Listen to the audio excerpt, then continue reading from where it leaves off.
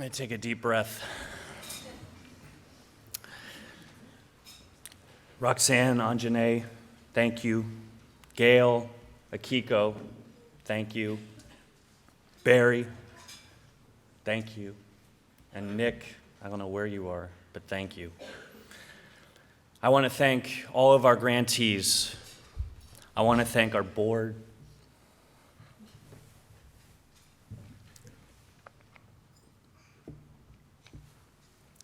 Jackson's pretty cute up here.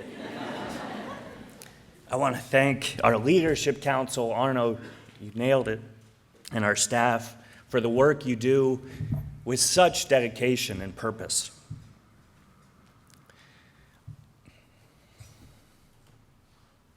I know people are scared. I know people are frustrated. I know people are worried about what's going on all over the world, from Paris to San Bernardino to the streets of San Francisco. I was going to a meeting 3 blocks from here. I was on 5th and Mission. It was last week. It was 6 o'clock, dark, 6 p.m., and people were strung out. People were hurting themselves. The atmosphere was tense, and it wasn't safe. It wasn't safe for anyone. Last week, I met a family who had been living for 12 years in a 2-bedroom apartment in the Mission, 2 adorable kids. And their house, their apartment, was burned down in a fire.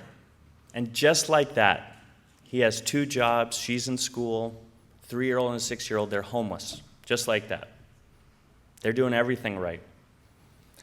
No way they're finding a 2-bedroom apartment in this economy.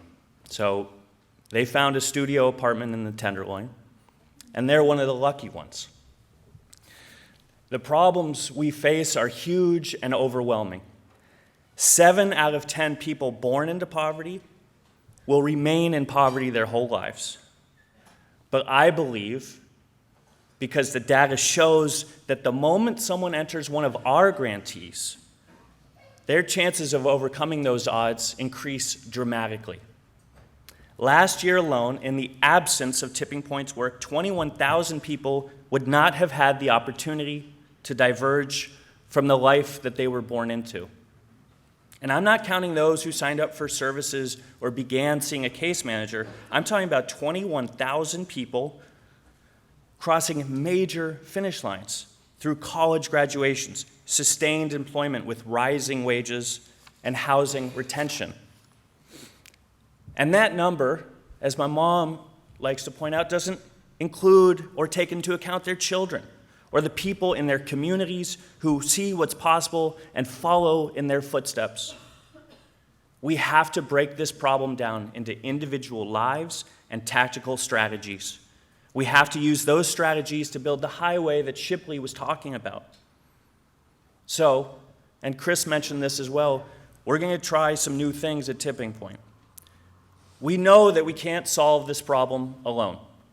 We have to start pushing government. We have assembled a working group to develop our strategy on policy.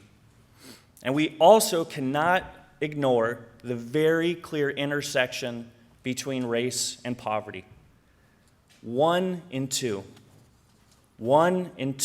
African Americans and Latinos in our community lives in poverty. And for those of you who are ready to make some bigger bets on some of our highest performing and innovative grantees, we are offering donor-directed giving for the first time.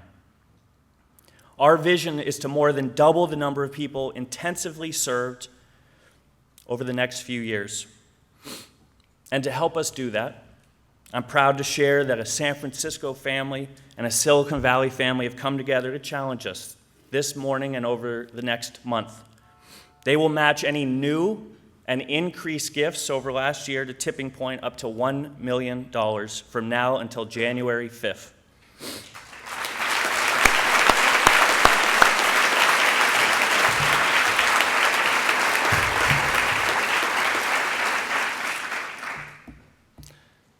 There are signs of hope all around us. Global extreme poverty has been cut in half over the past 20 years. Last year set the record for most charitable donations by individuals ever.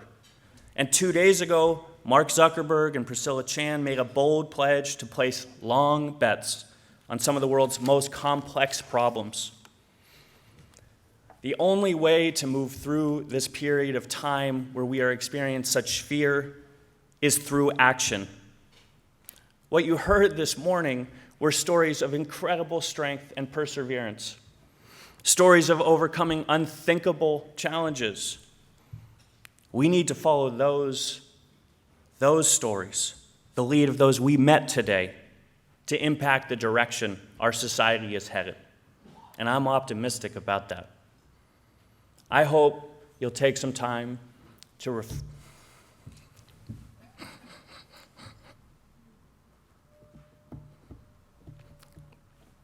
I just looked at my wife. I want to leave you with one thing. This work was taught to me by my parents. My siblings are here. We wouldn't be here without, I say, not just my 2 parents, but my 4 parents. And today's my stepfather's 10th anniversary of his passing. And so I just want to thank Peter for helping make this possible, and my mom and my dad and my stepmom and my brothers and my sister.